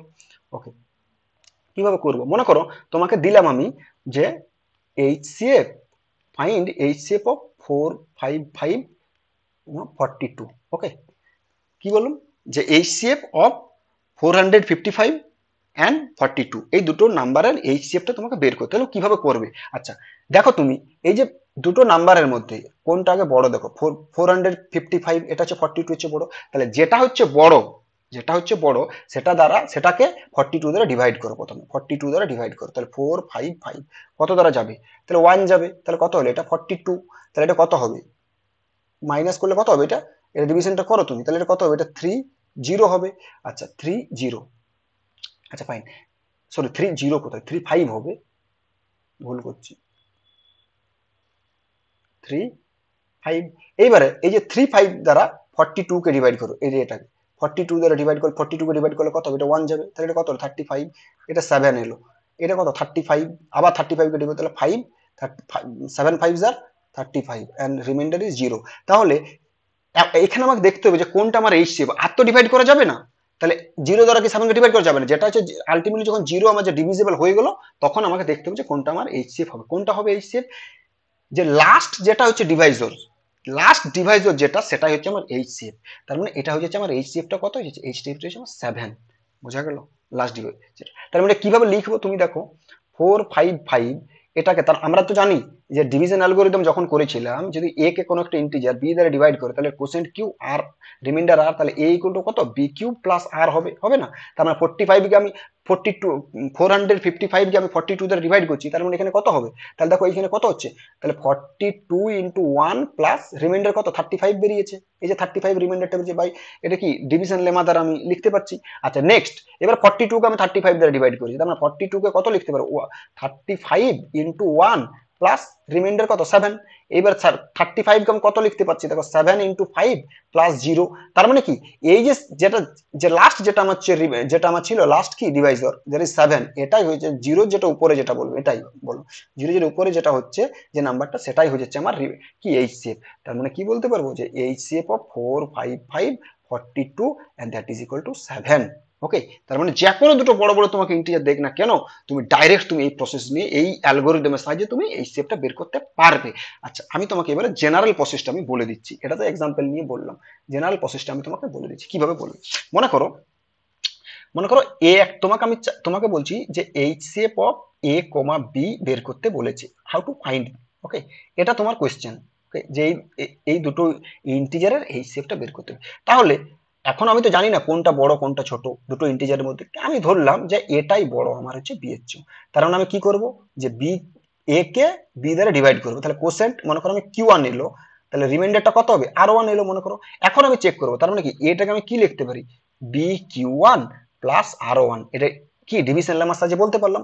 এখন আরো ওয়ান এর পসিবিলিটি কি কি হতে পারে, এখন দেখো এখান থেকে কি বলতে পারি, if R one equal to zero, যদি আর ওয়ানটা জিরো হয়ে যায়, দেন আমার GCD of A comma B or কি বললাম HCF of A comma B কত হবে, তখন এইচসিএফটা হয়ে যাবে যেটা আমার লাস্ট যেটা আমার হচ্ছে কি, এটা কি বলে এটাকে, এটাকে ডিভাইজার বলে, তাহলে এটা হয়েছে আমার বি হয়ে যাবে। ওকে, আচ্ছা, তার মানে কি আর ওয়ানটা জিরো হলে, if R one not equal to zero, যদি R one not equal to zero, then same আরো প্রসেস, সেম প্রসেস করবো, তখন আর ওয়ানটাকে আমি কি ডিভাইজার নেবো এন্ড বিটাকে আমি কি নেবো ডিভিডেন্ড নেবো। তাহলে সেম আবার ইউক্লিডস অ্যালগরিদম কাজে লাগাবো, কারণ তুমি দেখো তখন কি আর ওয়ানটা তো অলওয়েজ লেস দেন বি এবং greater than zero by division algorithm, zero তো হচ্ছে না, তার মানে জিরো যদি না হয় তাহলে আর ওয়ানটা কি গ্রেটার দেন জিরো এবং লেস দেন বি।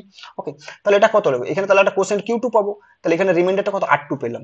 ওকে, তাহলে দেন এখানে বাই অ্যাকর্ডিং টু কি ডিভিশন লেমা, যেটা ইউক্লিডস ডিভিশন লেমা, কি বলতে পারবো, that will imply there exist two integer Q two and R two. তার মানে কি লিখতে পারবো বলো, R one Q two plus R two. এবার আমি চেক করবো যে আর টুটা জিরো কিনা, যদি আর টু জিরো হয়ে যায় তাহলে আমার আর ওয়ানটা হয়ে যাবে কি, আমার আর ওয়ানটা হয়ে যাবে আমার এইচসিএফ। তার মানে কি, if R two equal to zero, then HCF কত, এইচসিএফটা কত হয়ে যাবে, যেটা এটা লাস্ট যেটা বললাম, লাস্ট ডিভাইসের যেটা, তার মানে কি HCF of A comma B কত হয়ে যাবে বলো, সমান হয়েছে এইচসিএফ অফ কি B comma R one and that is equal to R one. If R two not equal to zero, যদি R two not equal to zero, same আরো process same করবো, তখন আর ওয়ান দ্বারা ডিভাইড করবো, তাহলে এখানে Q three পাওয়া যাবে, এখানে কত আর থ্রি পাওয়া যাবে। এবার চেক করবো যে R three not equal to zero কিনা, আর থ্রি যদি জিরো হয়ে যায় তাহলে আর টুটা আমার কি এইচসিএফ হয়ে যাবে। যদি আর থ্রিটা নট ইকুয়াল টু জিরো হয় তাহলে আর টুটা আমার, তাহলে আর থ্রিটা যদি নট ইকুয়াল টু জিরো হয় তার মানে কি আবার সেম ডিভিশন করবো। ওকে, দেন কন্টিনিউইং দিস প্রসেস, আমি এখানে কি লিখবো, ওকে এটা আমি কি কি লিখবো দেখো, দেন অ্যাপ্লাই ডিভিশন অ্যালগরিদম এসব করে আমি আবার এটা করবো। তার মানে কি লিখবো এখানে বলো, এখানে লিখবো R two not equal to zero, then continue, continue দি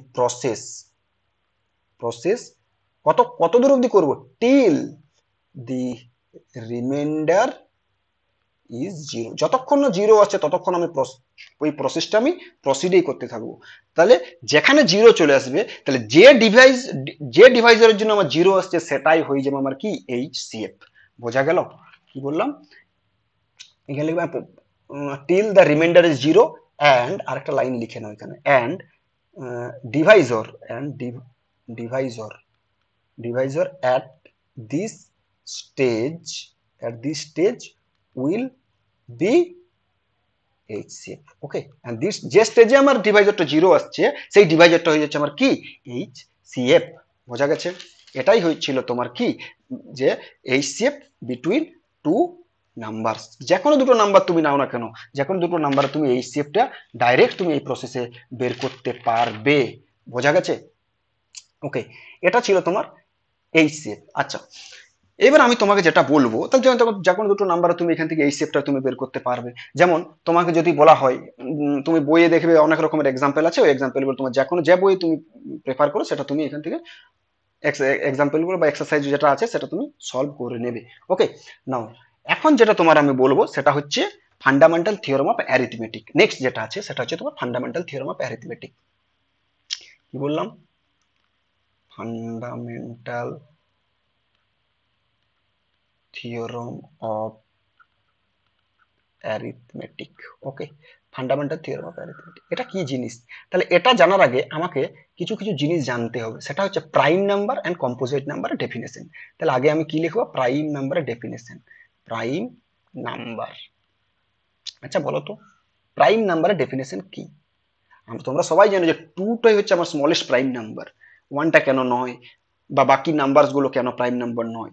তাহলে প্রাইম নাম্বার ডেফিনেশন বুঝতে পারলেই আমাকে বোঝা যাবে সবকিছু। তাহলে প্রাইম নাম্বারস এর ডেফিনেশন কি লিখছি দেখো। A number is called a prime number, prime number if, আচ্ছা এখানে নাম্বারটা লিখে নি, এই number suppose let's say X, এখানে ভালো করে লিখি দাঁড়াও তাহলে আরো সুবিধা হবে তোমাদের বুঝতে। একটা number let's say X is called a prime number, is called a prime number, then এটাকে প্রাইম নাম্বার বলা হবে। A number X is called a prime number if দি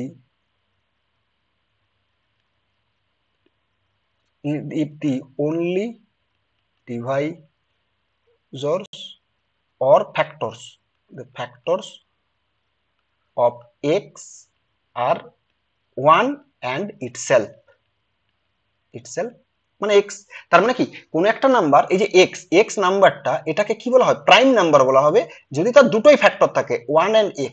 তাহলে x এন্ড 1 ছাড়া দুটো ফ্যাক্টর থাকতেই হবে, মানে দুটো ফ্যাক্টর যে তার বেশি থাকবে নয়, দুটোই থাকবে, এক্স্যাক্টলি টু ফ্যাক্টরস থাকবে, না একটা থাকবে না টু এর বেশি থাকবে। তার মানে কি একটা নাম্বারকে প্রাইম নাম্বার বলা হবে যদি তার দুটো ফ্যাক্টর থাকে, কি কি সেটা হচ্ছে ওয়ান অ্যান্ড ইটসেলফ। বোঝা গেছে? যেমন যেমন আমি বলছি টু, টুটা হচ্ছে আমার প্রাইম নাম্বার। কেন আমাকে বলো তুমি টু এর ফ্যাক্টরস কোনগুলো? টু এর ফ্যাক্টরস হচ্ছে ওয়ান এন্ড টু। তাহলে one and two positive factors, one and two ছাড়া আর কি কোনো ফ্যাক্টর আছে? না, ওয়ান এন্ড টু হচ্ছে একমাত্র ফ্যাক্টর, তার জন্য টুটাকে বলা হয় prime number. Next three, three, এই যে থ্রি নাম্বারটা, থ্রিটা প্রাইম কিনা কিভাবে চেক করবো? তার মানে অনলি দুটো ফ্যাক্টর রইতে হবে, কি কি সেটা হচ্ছে ওয়ান অ্যান্ড ইটসেলফ। তাহলে তোমার টু এরও কি কি ফ্যাক্টর আছে? ওয়ান আছে অ্যান্ড থ্রি আছে, আর কোন ফ্যাক্টর আছে কি যেটা থ্রি কে ডিভাইড করবে? থাকছে না। তার মানে কি এটা হচ্ছে প্রাইম, টুটাও প্রাইম নাম্বার, থ্রিটাও প্রাইম নাম্বার। আচ্ছা ফোর, ফোর নাম্বারটা আমি চেক করবো যে প্রাইম নাম্বার কিনা। আচ্ছা তুমি বলো ফোর এর ফ্যাক্টর কোনগুলো? ফোর এর ফ্যাক্টর আছে দেখো, ওয়ান আছে, টু আছে আর ফোর আছে, তিনটে ফ্যাক্টর হয়েছে। আমি কি বলেছিলাম একটা নাম্বার প্রাইম নাম্বার হতে গেলে সেটা দুটো ফ্যাক্টর রয়েছে, কি কি সেটা one, one and itself, itself তো রয়েছেই, আর একটা কি এই যে টুটা ঢুকে যাচ্ছে, তার টুটা তো তিনটে হয়ে যাচ্ছে, তার মানে কি আমাকে দুটো থাকার কথা, কি একটা ওয়ান একটা একটা ইটসেলফ, ইটসেলফ বলতে এখানে কত ফোর। ওকে, তার মানে এটা প্রাইম নাম্বার নয় কারণ আমার টুটা যে এনাদার ফ্যাক্টর হয়ে যাচ্ছে একটা। আচ্ছা ফাইভ, ফাইভটা প্রাইম নাম্বার, হ্যাঁ ফাইভ, ফাইভের একটাই হচ্ছে দুটো প্রাইম নাম্বার, দুটো ফ্যাক্টর, কি কি ওয়ান এন্ড ফাইভ, এটা একটা প্রাইম নম্বর। আচ্ছা সিক্স, সিক্সটা কি প্রাইম নম্বর? দেখো এটা ছিল ফাইভ, সিক্সটা কি প্রাইম নম্বর? সিক্স এর ফ্যাক্টর কোনগুলো? ওয়ান আছে, টু আছে, থ্রি আছে, সিক্স আছে। তাহলে ওয়ান এন্ড সিক্স ছাড়া আমার আরো দুটো ফ্যাক্টর ঢুকে যাচ্ছে, তার মানে এটা প্রাইম নাম্বার নয়। সেভেন, সেভেনটা কি ফ্যাক্টর, সরি প্রাইম নাম্বার? দেখো সেভেনের ফ্যাক্টর কতগুলো? দুটো, ওয়ান এন্ড সেভেন, সেভেনটা হচ্ছে প্রাইম নাম্বার। ওকে, এবার তুমি বলো এইট, এইটটা কি প্রাইম নাম্বার? দেখো এইটের ফ্যাক্টর কতগুলো আছে? ওয়ান আছে, টু আছে, ফোর আছে অ্যান্ড এইট আছে। তাহলে ওয়ান এইট ছাড়াও দেখো দুটো ফ্যাক্টর ঢুকে, তার মানে এইট ইজ নট আ কি প্রাইম নাম্বার। আচ্ছা এইগুলো তুমি চেক করতে পারবে কতগুলো প্রাইম নাম্বার আছে, এগুলো তুমি বের করতে পারো। কত মানে কতগুলো প্রাইম নাম্বার এটা বের করতে সম্ভব নয়, প্রাইম নাম্বারের সেট হচ্ছে একটা ইনফাইনাইট সেট। ওকে, কিন্তু কোন কোন নাম্বারগুলো প্রাইম নাম্বার সেটা তুমি চেক করতে পারবে। ওকে, এইবার কিন্তু আমি এখানে প্রথমেই ওয়ানটাকে ছেড়ে দিয়েছি। Why one is not a prime number, এখানে আমি যেটা বলছি why one is not a prime number, why one is not a prime number. পরে দেখবো ওয়ানটা কম্পোজিট নাম্বারও নয়, one is not a prime number. Okay, কেন? কারণ যদি ওয়ানটাকে প্রাইম, যদি ওয়ানটা প্রাইম নাম্বার হয় তাহলে এর দুটো কি ফ্যাক্টর রইতে হবে, অনলি মানে এর দুটো ফ্যাক্টর রইতে হবে, মানে one is divisible by only two number, one and কে শুধুমাত্র ওয়ানেই তো রয়েছে। তার মানে ওয়ানের ফ্যাক্টর কি কি? ওয়ানের ফ্যাক্টর হচ্ছে শুধুমাত্র ওয়ানেই।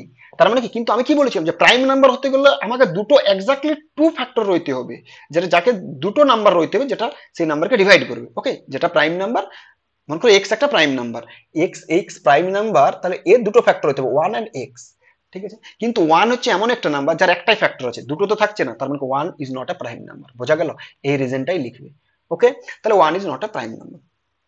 ফাইন, এবার আমি বলছি তাহলে এটা তো প্রাইম নাম্বারের ডেফিনেশন গেল। এইবারে যেটা তোমাকে বলবো সেটা হচ্ছে composite number. Composite, composite number, তাহলে কম্পোজিট নাম্বার কোনগুলোকে বলা হয়?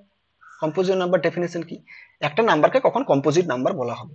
দেখো লিখছি, a number is called a composite number if the number, হ্যাঁ যে নম্বরটাকে বলা হবে, সাপোজ এটা এক্স যদি বলো, তাহলে X has more than two factors, more than two factors, more than two factors. Okay, মনে করো আমি বলছি যে এক্সটাকে কম্পোজাইট বলা হবে যদি এক্স এর নাম্বার অফ ফ্যাক্টরস কে যদি more than two, that is greater than two হয়, তখন তাকেই বলা হবে কম্পোজাইট নাম্বার। তাহলে ওয়ানটা কেন কম্পোজাইট নাম্বার নয়? কারণ ওয়ান এর ফ্যাক্টর কত? একটা, ওয়ানটা প্রাইম নাম্বারে নয়, আবার ওয়ানটা কম্পোজাইটও নয়। কেন? কারণ ওয়ান এর ফ্যাক্টর কোটা? একটা ফ্যাক্টর। তার মানে কিন্তু যদি যদি কম্পোজাইট হয় তাহলে মোর দেন টু, মানে তিনটে তিনটে চারটে এরকম ফ্যাক্টরস রইতে হবে, কিন্তু ওয়ান এর তো একটাই ফ্যাক্টর, সেটা হচ্ছে অনলি ওয়ান। তাহলে one is also not a composite number, one is neither composite নর প্রাইম। বোঝা গেছে? আচ্ছা, এবার দেখো টুটো কি, টুটো কি কম্পোজিট? আমি চেক করবো টু এর নাম্বার অফ ফ্যাক্টরস কি কি, টু এর ফ্যাক্টরস কোনগুলো? ওয়ান একটা ফ্যাক্টর আর টু একটা ফ্যাক্টর, তাহলে দুটো ফ্যাক্টর। আমাকে কি কম্পোজিট হতে গেলে কি হতে হবে? Greater than two, number of factors হচ্ছে গ্রেটার দেন টু, তার মানে two is not a composite number. আচ্ছা থ্রিটাও তুমি দেখবে যে কম্পোজিট নাম্বার নয়, থ্রিটা হচ্ছে প্রাইম নাম্বার। তাহলে ফোরটা কি, ফোরটা কি আমার কম্পোজিট নাম্বার? হ্যাঁ, ফোরটা কম্পোজিট নাম্বার, কারণ ফোর এর ফ্যাক্টরস কোনগুলো? ওয়ান আছে, টু আছে এন্ড ফোর আছে। তার মানে কি নাম্বার অফ ফ্যাক্টরস কত? গ্রেটার দেন টু, তার মানে four is a composite number. Five is not composite number, 5 is a prime number. 6 is a composite number. 7 is a prime number, but 7 is not a composite number. 8 টা হচ্ছে আমার 8টা কি composite number. এটা হচ্ছে composite নাম্বারের definition. বোঝা গেছে? আচ্ছা, আমি এবারে তোমাকে একটা কম্পোজিট নাম্বার, আমি একটা যে কোনো কম্পোজিট নরমালি তুমি নাও না কেন, আমি সাপোজ একটা নিলাম, মনে করো আমি নিলাম 30। 30 ইজ এ কম্পোজিট নাম্বার, কারণ 30 ফ্যাক্টর কোনগুলো? 1 2 3 5 6 10 15 30, এইগুলো ছিল আমার 30 ফ্যাক্টরস। তার মানে মোর দেন টু, দুটো দুটোর চেয়ে বেশি ফ্যাক্টরস আছে, তার মানে এটা অলওয়েজ এ কম্পোজিট নাম্বার। ওকে, এখন আমি বলছি এই 30টাকে আমি রিপ্রেজেন্ট করব কিভাবে, তুমি দেখো। আচ্ছা, 30টাকে আমি ফ্যাক্টরাইজড করব, তাহলে টু যাবে প্রথমে, তাহলে টু 15, তারপরে কত যাবে? থ্রি যাবে, 5। ওকে, লিখতে পারি কিনা? আচ্ছা, এই 30টাকে আমি কত লিখতে পারবো? 30টাকে আমি লিখতে পারবো two into three into five. Okay, আচ্ছা এটাকে আমি লিখলাম। আচ্ছা, আরো তুমি যে কোনো একটা কম্পোজিট নামানো, সাপোজ এইটটা কিভাবে লিখতে পারবো? এর ফ্যাক্টরাইজ করো, টু টু, টু ফোর, এটা কত? টু, এটা ফোর, টু টু। ওকে, তার মানে কত যাবে? এটাকে লেখা যাবে two into two into two, that is two এর কিউব। ওকে, আচ্ছা তারপরে তুমি একটা যে কোনো নাও, 32। 32 কত লিখবে? টু ইন্টু টু 16 আর 32। ওকে, এবার ধর 16টা কত লিখতে পারবো? টু এইট, টু এইট, তার মানে কি two into two into two into two into two, that is two to the power five আকারে লেখা যাবে। ওকে, আচ্ছা যেমন তোমাকে এবার তারপর যদি নেওয়া হয়, মনে করো 100, 100টা কত লিখতে পারবে? Four into 25, four means two to the power two into five square. Okay, এই 100ও কম্পোজিট নাম্বার। যদি 120 লেখা হয়, 120 কত লিখতে পারবো? 120 মানে হচ্ছে টু এর cube into three into five. Okay, তুমি দেখো ফোর ইন্টু ফিফটিন হচ্ছে ফোর ইন্টু কত হচ্ছে এটা? Eight into fifteen, eight into fifteen কত?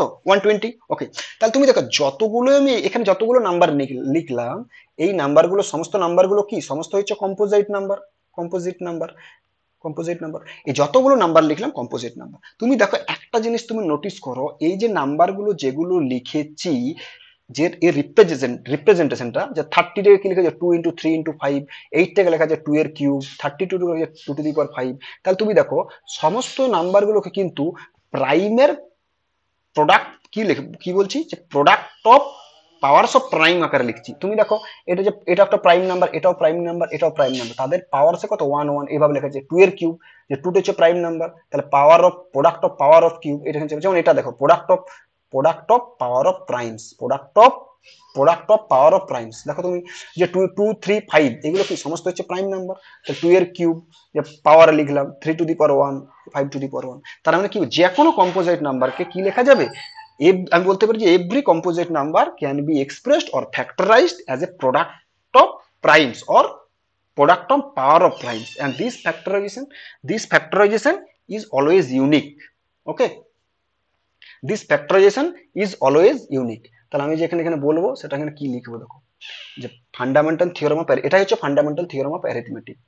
কি বলবো? ফান্ডামেন্টাল থিওরেম অফ অ্যারিথমেটিক, এটাই হচ্ছে তোমার ফান্ডামেন্টাল থিওরেম অফ অ্যারিথমেটিক, যেটা তোমাকে এতক্ষণ ধরে বোঝালাম। কি লিখবো? এভরি, খুব ইম্পর্টেন্ট একটা টপিক এটা, every composite, every composite number can be expressed or sometimes it is called factorized as a product of primes, and কি বলবো, this factorization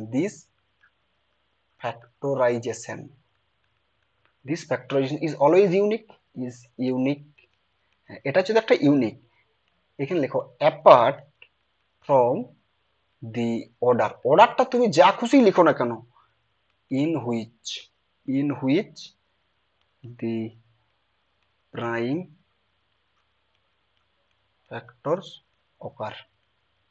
ওকে, কারণ তুমি দেখো এই যে 30, একটা তুমি বলি, যেমন তোমাকে 30 রে কি লেখা যাবে, 3 ইন্টু, আচ্ছা আগে প্রথমে 2 লিখলাম, 2 ইন্টু 3 ইন্টু 5, পাওয়ারে সব 1 আছে। ওকে, এটাকে তুমি কি লিখতে পারো না 2 ইন্টু 5 ইন্টু 3, এটাকে লিখতে পারো না 3 ইন্টু 2 ইন্টু 5, যে অর্ডারে লিখো না কেন আমার রিপ্রেজেন্টেশনটা অলওয়েজ ইউনিক হবে, বোঝা গেছে? এবং অর্ডার তুমি যে অর্ডার লিখো ভ্যালুটা কিন্তু সেম দেবে, বোঝা গেছে? তার মানে কি, এই যে কম্পোজিট নাম্বারকে, every composite number can be written as product of primes. Okay, আচ্ছা, এটার একটা আলাদা ডেফিনেশন আমি লিখতে পারি, এভাবেও লিখতে পারি।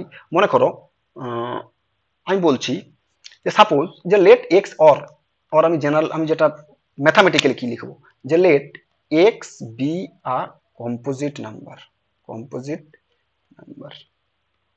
ওকে, X be a composite number, then X can B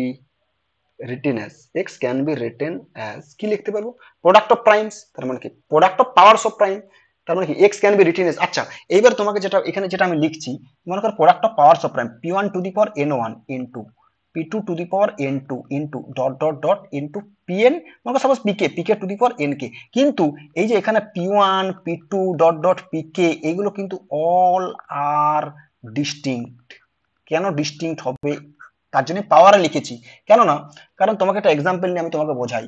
যেমন আমি তোমাকে একটা এক্সাম্পল নিয়েছিলাম, যেমন তোমাকে ধরো এটা আমি বলছি, মনে করো এই যে 120 কি লিখেছিলাম, 2 to the power 3 into 3 into 5। ওকে, তুমি দেখো এটাকে তুমি তো এইভাবেও লিখতে পারো, 2 ইন্টু 2 ইন্টু 2 ইন্টু 3 ইন্টু 5, এটাও লিখতে পারো। তাহলে আমি বলছি যে এই যে প্রোডাক্ট অফ প্রাইমস, এটাও প্রাইম 2 2 2 3 5 সব প্রাইম, তাহলে প্রোডাক্ট অফ প্রাইমস যেটা লেখা, এটাকে যদি আমি ইউনিকলি রিপ্রেজেন্ট করতে পারি, যেমন এটাকে আমি কি লিখব, 2 টু দি পাওয়ার 3 পাওয়ার গুলোকে, যেমন 2 কতবার রিপিট হয়েছে, 3 বার রিপিট হয়েছে, তাহলে 2 to the power 3 into 3 to the power 1 into 5 to the power 1। তুমি দেখো 2 3, এটা এখানে 2 বলতে কত, suppose p1 two the power n1 into p2 two the power n2 into p3 two the power n3, এইভাবে লিখলাম। ওকে, এখানে p1 কত, p1 হচ্ছে 2, p2 কত, p2 হচ্ছে 3, p3 কত, p3 হচ্ছে 5। ওকে, এবার তুমি বলো 2, এই যে যেটা p1 two the power n1, এই n1 টা কি রিপ্রেজেন্ট করছে, n1 টা রিপ্রেজেন্ট করছে number of Times the number of repetition of p1। Okay, n1 টা কি পাওয়ারটা কি রিপ্রেজেন্ট করছে, নাম্বার অফ রিপিটেশন অফ কত, p1, এই প্রাইমটা রিপিটেশনটা। তার মানে তাই তো বলছিলাম যে যদি x একটা প্রাইম নাম্বার হয়, তাহলে x can be written as p1 two the power n1 into p2 two the power n2 into dot into pk two the power nk ফর্মে লেখা যাবে। এই যে n1 টা কি, number of repetition of prime number p1, যদি n1 টা 1 হয়ে যায়, তাহলে এই যে p1 এর রিপিটেশন অনলি 1। ওকে, তাহলে n1 টা হচ্ছে, n1 কি, number of repetition of p1। Okay, n2 টা কি, number of repetition of p2 dot করে nk টা কি, number of repetition of pk, এই prime number, and all pi's মানে all prime and all p1 p2, all লেখার দরকার নেই এখানে, p1 p2 dot pk all আর ডিস্টিংক্ট, বোঝা গেছে? তার জন্য আমি এখানে পাওয়ারসে লিখলাম, বোঝা গেছে? এটাই ছিল আমার ফান্ডামেন্টাল থিওরাম অফ অ্যারিথমেটিক। আবারও বলছি, ফান্ডামেন্টাল থিওরাম অফ অ্যারিথমেটিকটা কি বললাম, যে every composite number can be expressed as a product of primes and this factorization is unique apart from the order in which the prime factors occur. Or আমি যেটা mathematically যেটা লিখেছি এটাও তুমি বলতে পারো। বোঝা গেছে? আচ্ছা, এইবারে তোমাকে আমি একটা কোয়েশ্চেন দিচ্ছি। কি কোয়েশ্চেনটা হচ্ছে, আমি বলছি কোয়েশ্চেনটা কি দিচ্ছি, check whether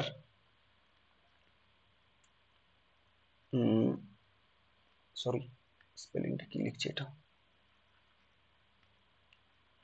whether 4 to the power n can end with the digit 0 for any natural number. তুমি যে কোনো ন্যাচারাল নাম্বার নাও না কেন, এই যে 4 টু দি পাওয়ার n এর ভ্যালুটা কি ইউনিট ডিজিটটা কি জিরো হবে? আচ্ছা, এটা প্রসেসটা আমি করার আগে আমি তোমাদেরকে যে আমি অ্যাকচুয়াল যে জিনিসটা কি সেটা আমি তোমাকে এখানে বলি আগে, তারপর আমি general process fundamental theorem of arithmetic দিয়ে প্রুভ করব।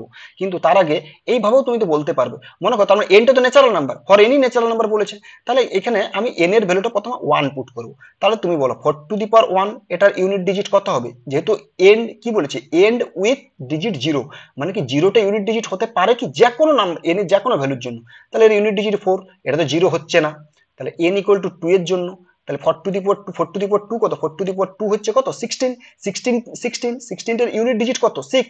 তবে এটাও তো ইউনিট ডিজিট, মানে কি মানে 4 to the power 2 ends with the digit 6। Okay, 4 to the power যখন এনটা 3 করব তাহলে 4 to the power 3, 4 to the power 3 কত বলো? তার মানে 4 টু দি পাওয়ার 3 কে লিখতে পারো 4 টু দি পাওয়ার 2 ইনটু 4, তাহলে ইউনিট ডিজিট বের করতে 16 ইনটু 4, ইউনিট ডিজিট আমার ক্যালকুলেশন 6 ইনটু 4, 6 ইনটু 4 কত 4। আচ্ছা, এন এর ভ্যালুটা তুমি দেখো যখন 4 পুট করো তাহলে 4 to the power 4, 4 to the পাওয়ার 4 কত, 4 to the power 3 into 4, 4 to the power 3 unit, তার মানে কি 4 টু দি পাওয়ার 3 ইনটু 4 লিখতে পারবে না? 4 টু দি পাওয়ার 3 এর ইউনিট ডিজিট কত? যেহেতু আমাকে ইউনিট ডিজিট, আমি পুরোটা ক্যালকুলেশন কি জন্য করতে যাব, আমি ইউনিট ডিজিট ক্যালকুলেশন করব। 4 টু দি পাওয়ার 3 এর ইউনিট ডিজিট কত 4, 4 ইনটু 4। ওকে, 4 এর এবার 4 ইনটু 4 মানে 16, 16 এর ইউনিট ডিজিট কত 6।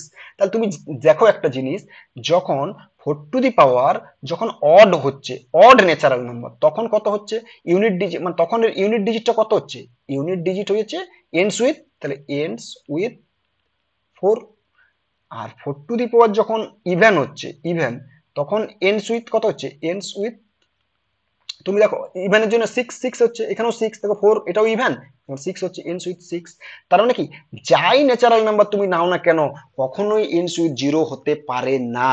এটা ছিল তো আমি তোমাকে একটা মানে কি বলবো, এটা থিওরিটিক্যাল তোমাকে আমি বোঝালাম, কিন্তু এটাকে প্রুফটা আমি কিভাবে করব, তার জন্য তখন আমাকে কি লাগবে, ফান্ডামেন্টাল থিওরেম অফ অ্যারিথমেটিক দিয়ে আমি এটাকে প্রুফ করব। বোঝা গেছে? আচ্ছা, তাহলে এটা ফান্ডামেন্টাল থিওরেম অফ অ্যারিথমেটিক দিয়ে আমি কিভাবে প্রুফ করব। ওকে, দেখো আমি বলছি এই যে 4 টু দি পাওয়ার n, এটাকে 4 টু দি পাওয়ার n এটা কি, এটা একটা কম্পোজিট নাম্বার, কম্পোজিট নাম্বার নয়, কি কম্পোজিট নাম্বার নয় এটা 4 টু দি পাওয়ার, দেখো তুমি কেন, কারণ 4 টু দি পাওয়ার n এটাকে আমি কি লিখতে পারবো বলো, কারণ আমাকে এর কম্পোজিট নাম্বার, তাহলে কম্পোজিট নাম্বার যদি, কারণ 4 টু দি পাওয়ার n তুমি যাই ভ্যালু নাও না কেন, 4 টু দি পাওয়ার n বলতে কত, 4 টু দি পাওয়ার n এর 2 ইনটু 2 তার whole to the power n এই আকারে লেখা যাবে।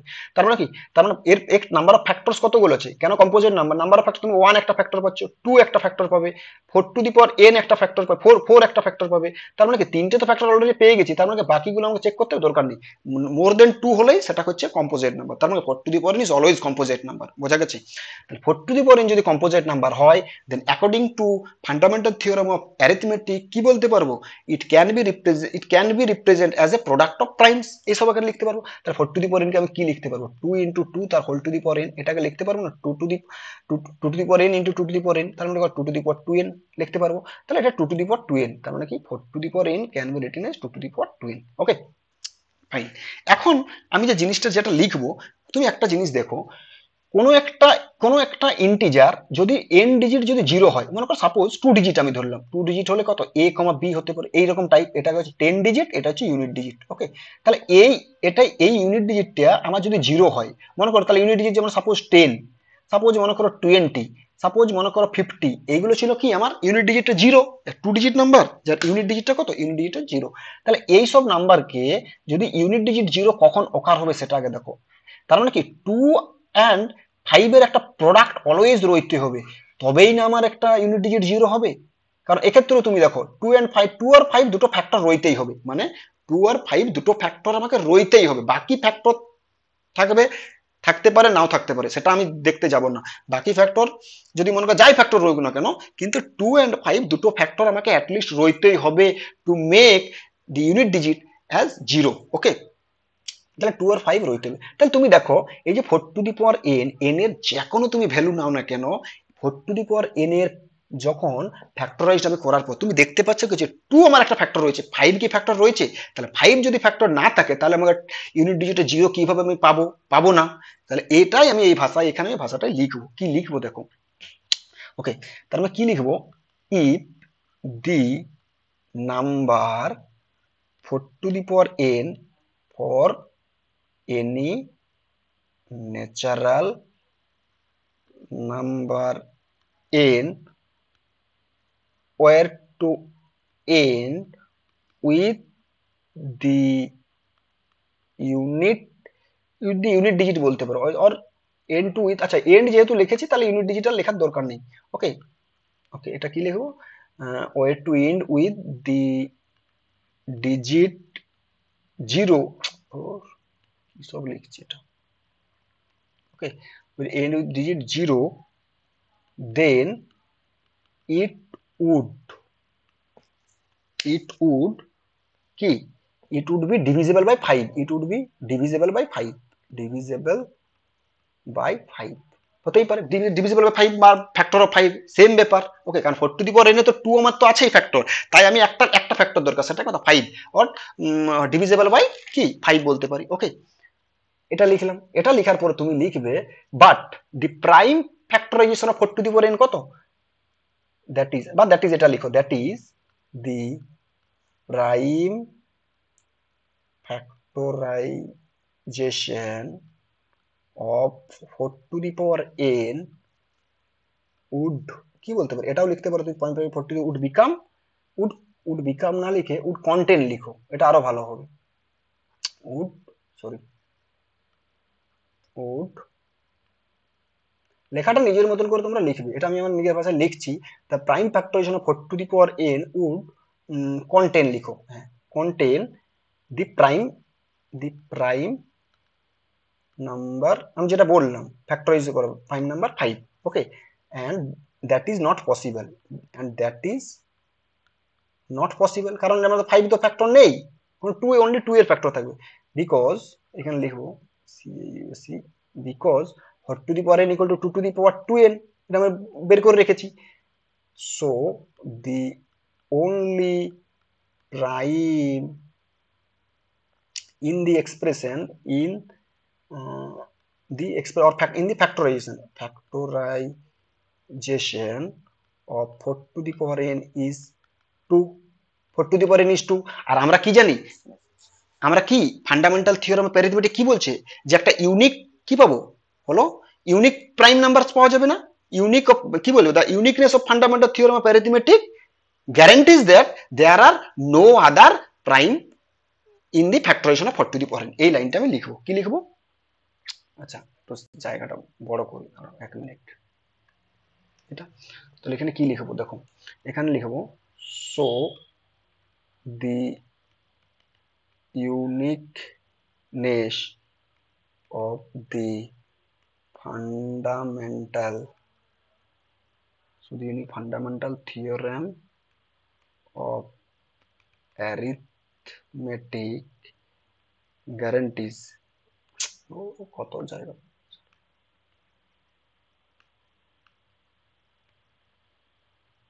guarantees that there are no other prime in the factorization of 4 to the power n, so there is no natural number, there is no natural, এটা important, there is no natural number n for which 4 to the power n ends with the digit 0। বোঝা গেল, এটাই ছিল তোমার actual proof, এটা দিয়ে লিখবে। ওকে, প্রথমে যেটা আমি তোমাকে করে দিয়েছি এটা তোমাকে একটা থিওরিটিক্যাল তোমাকে দেখালাম, যে এন এর ভ্যালুটা 1, টু এরকম নিয়ে হচ্ছে কিনা জেড জিরোতে গিয়ে, বোঝা গেছে? আচ্ছা, তোমাকে আমি একটা কাজ দিচ্ছি, এই কাজগুলো তোমরা করে নিতে পারো। ওকে, কি লিখবো দেখো, কোশ্চেনটা হচ্ছে উম, তো যে কোনো তোমাকে number 6 two the power n দেওয়া হোক না কেন, তোমাকে এইরকম নাম্বারে আমি তোমাকে যে কোশ্চেনটা লিখছি, দেখো কোশ্চেনটা দেখছি যে চেক, সেম জিনিস, check whether whether the number whether the numbers 6 to the power n, 8 to the power n, 9 to the power n, যেটা লিখবে 9 to the power n, 10 তো হবে না কারণ 10 ইউনিট দিয়ে 0 হয়ে যাবে, 10 যাই পাওয়ার করে। ওকে, আচ্ছা, 12 to the power n, এগুলো যেটা দিচ্ছি 12 ends can ends with the digit 0 for every natural number, every natural number. এটা প্রুফ করবে, যেভাবে লিখেছি সেভাবেই প্রুফ করবে। ওকে, আচ্ছা, নেক্সট কোশ্চেন একটা দিচ্ছি তোমার। নেক্সট কোশ্চেন দেখো, explain why 7 into 11 into 13 plus 13 and 7 into 6 into 5 into 4 into 3 into 2 plus 5 R composite number. কিভাবে বলবে বলো তো এটা? কম্পোজিট নাম্বার কিভাবে বলবো? দেখো, মনে করো আমি নাম্বারটা লিখছি, সাপোজ এক্স ধরলাম, এক্সটা কি লিখবো? 7 into 11 into 13 plus 13, এটা একটা লিখলাম। আর একটা নাম্বার লিখলাম সাপোজ ওয়াই, ওয়াইটা কত লিখলাম? 7 into 6 into 5 into 4 into 3 into 2 into 1 plus 5। এই যে এই নাম্বারটা অ্যাকচুয়ালি কি জানো? এটা হচ্ছে 7 ফ্যাক্টোরিয়াল। ফ্যাক্টোরিয়াল মানে হচ্ছে 7 means 7 into 6 into 5 into 4 into 3 into 2 into 1। ওকে, এটা 7 ফ্যাক্টোরিয়াল বলা হয়। যাই হোক, তোমার 7 ফ্যাক্টোরিয়াল তোমার নেই, যেহেতু তুমি এগুলো নিয়ে মাথা ব্যথা করার কোনো প্রয়োজন নেই। তা তোমাকে কি দেখাতে হবে? যে X and Y both are composite number. তার মানে কম্পোজিট নাম্বার মানে কি? More than 2 factors. তা দুটোর বেশি যদি ফ্যাক্টর আমি খুঁজে বের করতে পারি, তাহলে বলে দেবো, ডাইরেক্ট বলে দেবো এই নাম্বারটা হচ্ছে আমার কি? Composite number. তাহলে তুমি দেখো, এই নাম্বারটা দুটোর বেশি ফ্যাক্টর আমি পাবো কি করে? তুমি দেখো, এখানে 13 আছে, এখানেও 13টা কমন নিতে পারি। 13টা কি লিখতে পারি? 7 into 11 plus 1, এটা লিখতে পারি কিনা? তাহলে দেখো, এক্স একটা নাম্বার, এর এই নাম্বারগুলো, এই দুটো নাম, এই যে এক্স নাম্বারটা, এর ফ্যাক্টর কোনগুলো? তুমি দেখো, একটা তো 13, একটা ফ্যাক্টর তো পাচ্ছি, এই নাম্বারটা এই যে এক্স কে 13 দ্বারা ডিভাইড করা যাবে না। যদি মনে করো, আমি কি বলছি, মনে করো কোন একটা নাম্বার এ কমা বি আছে, এ ইন্টু বি ফর্মে আছে, তাহলে এর ফ্যাক্টর কতগুলো? এর ফ্যাক্টর, যদি মনে করো এটা আচ্ছা, এখানে কিন্তু কন্ডিশনে এ আর বি নট, দুটোই কিন্তু নট ইকুয়াল টু 1 হতে পারে না। যদি 1 হয়ে যায়, তাহলে কিন্তু তখন সেটা কি হয়ে যাবে? সেটা হয়ে যাবে 1 1 হয়ে যাবে। আমি কি বলছি, এ আর বি যেটা হচ্ছে 1 1 1 এর মানে এ আর বি দুটো একসাথে 1 হতে পারে না। ওকে, এখানে তুমি দেখতে পাচ্ছ, এটা ছিল, এটা যদি এ ধরি, এটা টোটালটা বি, 1 কি হচ্ছে না? হচ্ছে না। তাহলে এটাকে কম্পোজিট নাম্বার বলা হবে। তাহলে তুমি দেখো, তাহলে এক্ষেত্রে ফ্যাক্টর কে কে? এ আছে, বি আছে, এ বি আছে, তাহলে মোর দেন 2 ফ্যাক্টরস, তার মানে কম্পোজিট নাম্বার। তাহলে কি, এই যে এক্স এর ফ্যাক্টর কতগুলো? এক্স এর ফ্যাক্টর একটা 3 আছে, দেখো একটা, সরি 13 একটা ফ্যাক্টর আছে। আর একটা ফ্যাক্টর কত? এটাও তো ফ্যাক্টর, 7 into 11 plus 1, এটাও তো একটা ফ্যাক্টর। আরো একটা ফ্যাক্টর কি আছে? সেটা হচ্ছে ইটসেলফ, এক্স, এক্স নিজেই কোনটা? এই যে 13 ইন্টু 7 into 11 plus 1, এটা। আর এটাকে এটা কি লিখতে পারি? 7 into 11 into 13 plus 13, এটা। তার মানে তিনটে ফ্যাক্টর পেয়ে যায়। তার মানে তিনটে ফ্যাক্টর যখনই পেয়ে গেলাম, তাহলে এটা অলওয়েজ কম্পোজিট নাম্বার, ডাইরেক্ট লিখে দেবো। তিনটে ফ্যাক্টর কি কি? আবার ফ্যাক্টর থাকতে পারে, প্রোডাক্ট করার পরে তুমি আরো ফ্যাক্টর খুঁজে পেতে পারো, কিন্তু আমার যেহেতু আর বাকি ফ্যাক্টর নিয়ে কাজ করার, আমি বাকি ফ্যাক্টর বের করে কোনো লাভ নেই, কারণ আমাকে তিনটে ফ্যাক্টর যখনই পেয়ে গেলাম, তখন ডাইরেক্ট আমি বলতে পারবো এটা হচ্ছে একটা কম্পোজিট নাম্বার। সিমিলারলি ওয়াইটাও তুমি এইভাবে করবে, 5টা কমন নেবে, ওয়াইটাও কম্পোজিট নাম্বার হয়ে যাবে। বোঝা গেলে? ওকে, কি হচ্ছে, সরি, ওকে, এটা তাহলে করতে পারবে, এটা করে নিও। ওকে, ঠিক আছে।